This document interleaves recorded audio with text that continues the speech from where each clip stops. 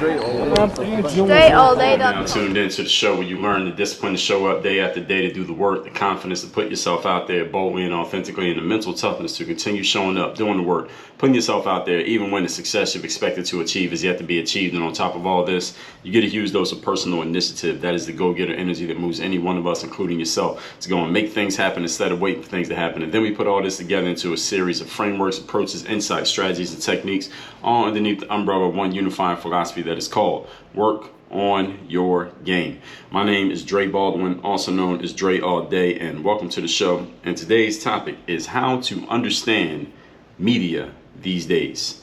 How do you actually understand the media that we are working with right now? That is the media that you take in, social media, news media, traditional media. How do you actually deal with that media? There is a method for doing it. I'm going to explain it here in today's episode. Also, you're going to understand why this matters and why it matters for me to be sharing it here today, because I don't share anything with you that doesn't matter.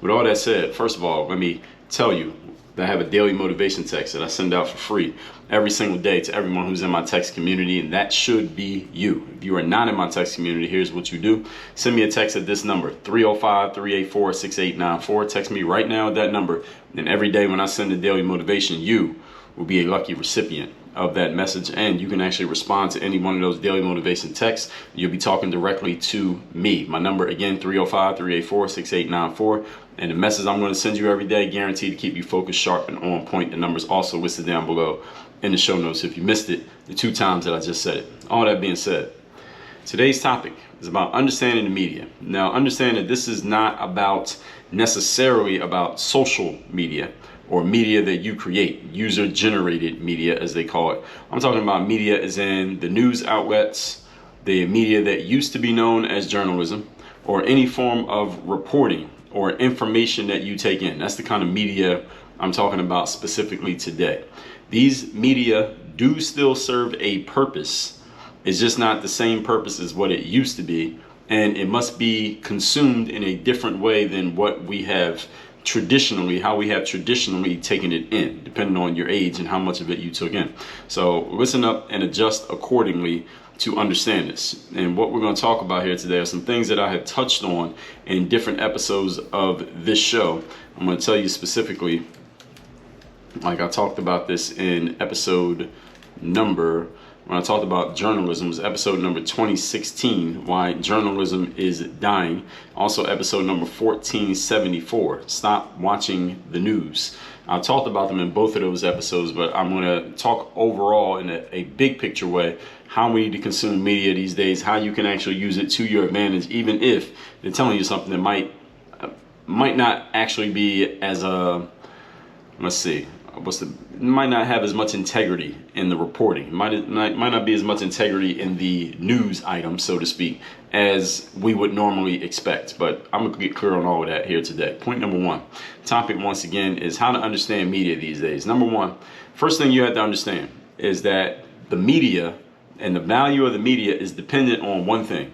It's dependent on the laziness of the consumer. All right, this is the very reason why media exists. The media exists because of the laziness of people like me and you and all the rest of us. Why is this? Because the media's job is to go find out what happened and then tell us what happened. All right, that's their job. And it only exists because we are too lazy to go find out what happened on our own, because we're focused on other things. I'm not saying this in a negative way. This is just a fact. We are so focused on other things that the media says, okay, we will do this job for you. We'll find out what's going on and we'll report it back to you. And they challenge, and actually, first of all, let's understand why the media became as popular as it did, because we like this arrangement. We like that there is an entity out there whose very job is to watch what's going on in the world and then just let us know, just come back to us and let us know what's going on so that we understand the situation. That's what has been in the modern world up until the last, let's say, 5 or 6-ish years. It's been that way. And because we are focused on other things, we actually like this arrangement. And for the most part, it worked pretty smoothly for the most part. Even if we didn't always agree, for the most part, it worked pretty smoothly. What a lot of people don't understand is the original reason why the media was created. The original reason that the media was created, this was at the forming of the United States of America. This is when the United States was breaking from England under English rule. was that anybody who knows anything about the revolution and why the Constitution was created and how the Revolutionary War and all of that stuff was that America, the American colonies, felt like they were being treated unfairly by England, by the Crown of England. And they didn't like that the English government was basically doing whatever they wanted, and the American citizens were not having a say in the situation. All right, this is what you've heard people say: taxation without representation. Like they didn't feel like they were being represented, and their voice wasn't being heard. Yet the government was imposing things on top of them. Now, it sounds a little similar to some things that are happening these days, right?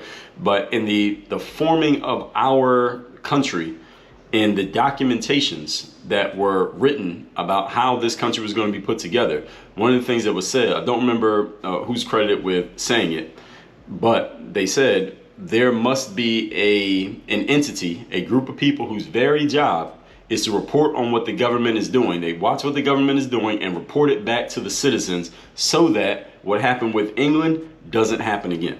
In other words, there is a group of people who would basically be like the watchdogs of the government.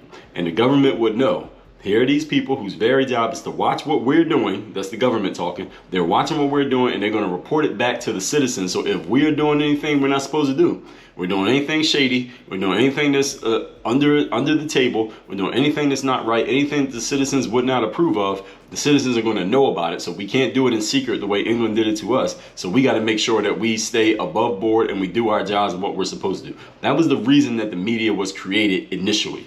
And that was what the media that's what the media did for the most part, up until, again, until social media basically took over all of our lives. That's pretty much what the media did. Like I said, until the last 5-6-ish years, that's pretty much how the media worked.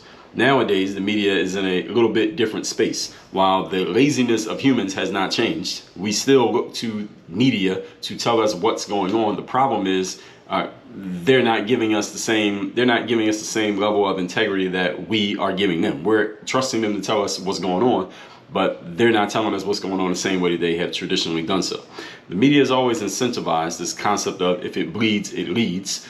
And even back, again, way before social media, they always did that for selling stories, keeping you glued to the newspaper, keeping you glued to the TV, and now to a digital screen. All right, that hasn't changed, because even when I was a kid and we had a TV in the kitchen, we would watch dinner as a family, the news would always start with, here's a snowstorm, somebody got killed, here's this crazy thing that happened in the government. If it bleeds, it leads. The newspaper always did that. It's always been like that. That's just simple copywriting and simple salesmanship. It keeps people paying attention. Not necessarily a great thing, but it's also not a terrible thing. Back then, they would just tell you what happened to get your attention. They would just find the worst thing that happened or the most sensational, emotionally charged thing that happened, and they would tell you about it because that grabbed your attention. That would keep you reading the newspaper or watching the news show. And that's how they made their money, right? They get you watching the news, they get to run their ads and their commercials, and they get to pay their bills with that. Now, here's how it's become different. They only tell you some version of what happened. They don't tell you everything that happened. They don't tell you the objective truth of what happened. They tell you some version that they want to tell you of what happened. Then they also sprinkle in their own opinions and beliefs about what happened. And then they still report it as an objective truth when we know that that's no longer the case. That's what's changed. This is the big change in media, is that now they give you a version of the truth. They sprinkle in their own opinions and leanings, and then they report it as objective fact. This is what you need to understand about the media, and we're going to talk about how you can deal with this, because this is the reality of what we're dealing with. I'm going to tell you how to deal with it in a minute. So you got to do the extra work now of fishing through what the media tells you so that you can understand what is the actual truth of the situation versus the way they have seasoned the situation to make you believe what is the truth of the situation. See, they used to just tell you the truth. Now you got to figure out, now you got to decipher what the truth is. Now, you didn't used to have to do this, but this is the situation that we're in. So you got to be able to separate the seasoning from the actual meat, so to speak. Point number 2. Today's topic, once again, is how to understand media these days. Let me be clear about something. There is a complete industry, a very important industry, of people whose job it is to tell us not only what happened, but also it is their job to include their opinion of why it happened, who's responsible, and how we're supposed to feel about it. There is an industry out there about this. These are the opinion folks. They still have their own section in the newspaper. All right, there's a section, any of you who still reads a newspaper, or if you go find a newspaper somewhere, there's a section in there called the opinion section. The problem is There shouldn't be an opinion section in most newspapers these days, because now the entire newspaper is one big opinion. The whole thing is just all opinion. There used to be a section where if someone was giving you their opinion, they told you, this is my opinion, and the title of the section was called the opinion section. Everybody was giving you their opinions. Now, all of it's opinion. Everything's opinion, but they still have an opinion section as if the rest of it is objective. That's not the case. See, that's the part that they don't tell you. And this is what essentially has eroded our trust in the media. The reason that fake news is a phrase now is because all of us have seen, no matter what your leanings are, what you believe in, who you like, who you don't like, we've all seen situations where a media entity was supposed to be telling us something objective, but we noticed that they were either leaving something out, or they were putting something in that wasn't supposed to be there, leaving something out that was supposed to be in there, or twisting the story around to something that wasn't even the case of what it was going on. And that caused us to say, okay, we can't trust the media anymore. All of us have seen this happen, no matter how much media you pay attention to. This has eroded our trust, and this is why fake news is a phrase. We never had a problem, and we never will have a problem with a person offering an opinion. All right, opinions are interesting. All right, they're what lead to conversation. We just need to know that when someone's giving us an opinion, that they're indeed giving us an opinion. Don't tell me you're telling me an objective fact, but you're giving me an opinion. All right, just tell me that it's an opinion when it's an opinion. Now everything is opinion based, but it's being reported as objective truth. This is the crux of the situation. The challenge with the media these days is that there is no separation between opinions and facts. You examine this phenomenon for yourself next time you read a news story. Ask yourself if you're reading objective fact, or are you reading objective fact mixed with opinion that is being reported as objective fact. And when you can start noticing this, the more you start, and I'm going to tell you what to do here in a minute, so how you can figure this out. Once you start noticing this more, you'll probably trust media a lot less than you do, simply because this is happening a lot more than maybe even you thought it was. And that's the you call it the scary part, you call it the annoying part, you call it the frustrating part, it could be the angering part, but this is the part that requires all of us to do a little bit more work than we expected to have to do when it came to news items and information these days. And by the way, anything that's actual news, you won't have to go look for it, it will find you. Point number 3.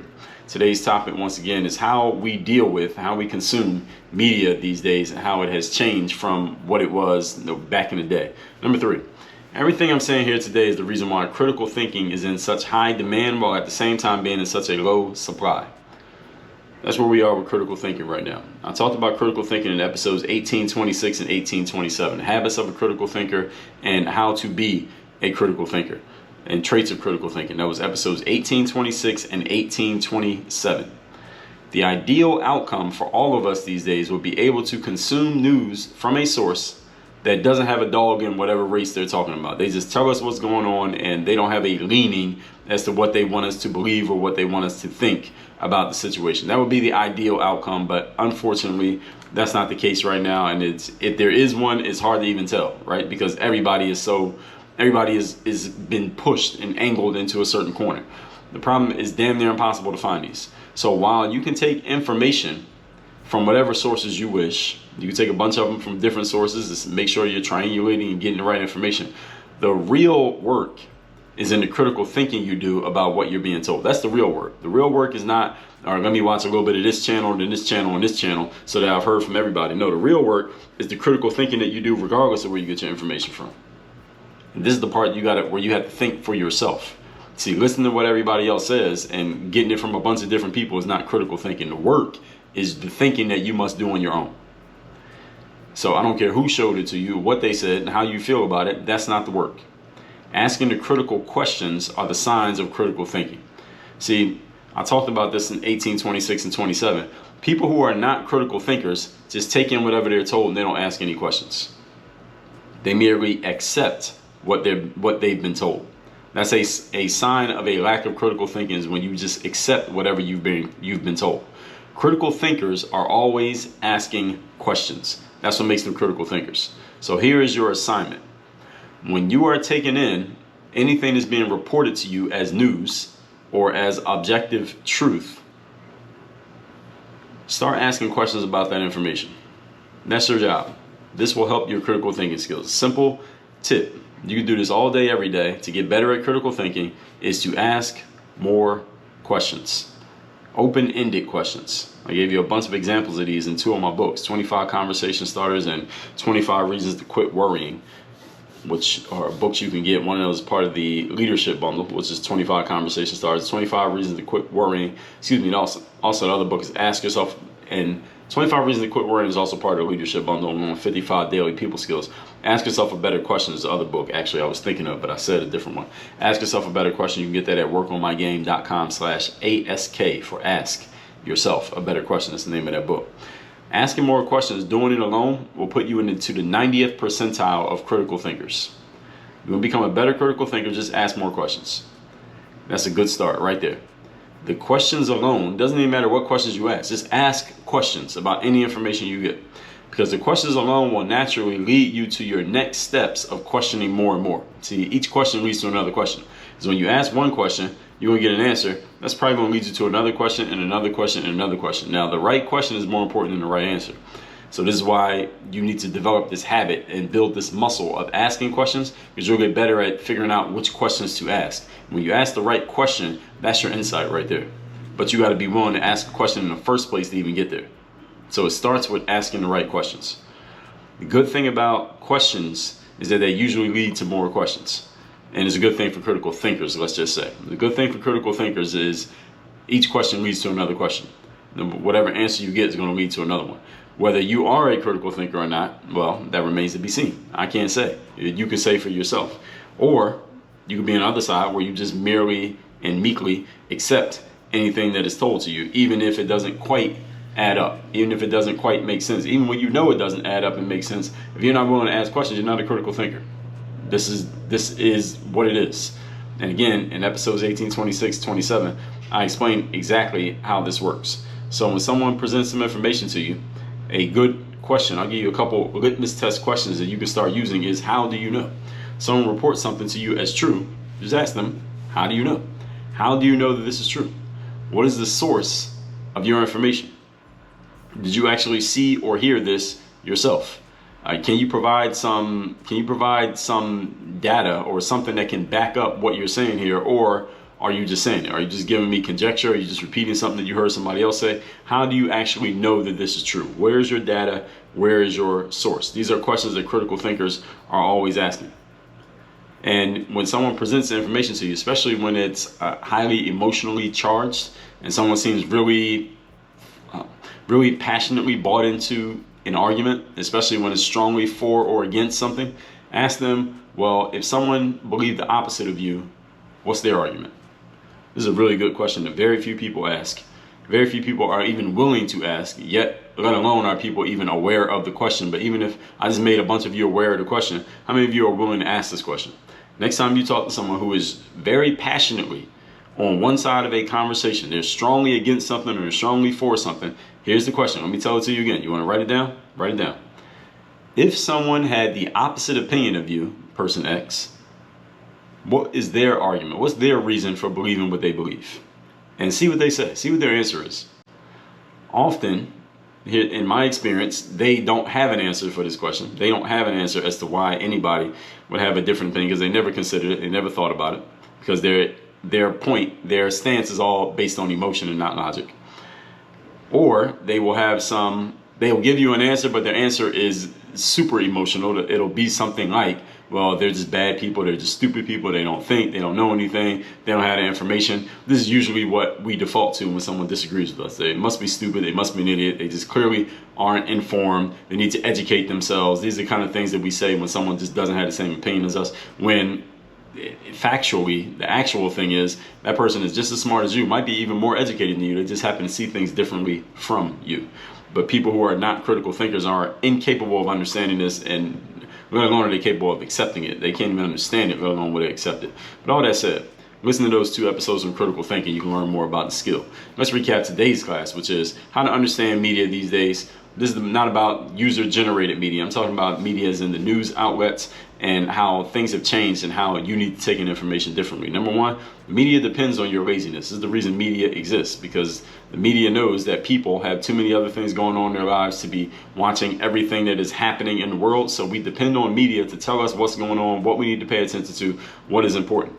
And it's always been like that. The difference is nowadays media has taken advantage of our laziness. They used to serve our laziness. Now they're taking advantage of it, and they spin stories in whatever direction they want to spin it based on how they feel and their meanings. It didn't used to be that way. That is the situation now. So now you got to do extra work to fish through what the media tells you to separate the seasoning from the steak.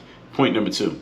Let me be clear that there is a complete industry of people who do actually share their opinions for a living, and the thing is, we know that they are giving their opinions because it says right there at the heading of their section, this is the opinion section. The problem is now the entire newspaper is all opinion. An entire network is all opinion when it used to be objectivity on this part, opinion over here in this little corner. Now all of it is opinion, but they still keep that same section of opinion in the corner when everybody's giving their opinion.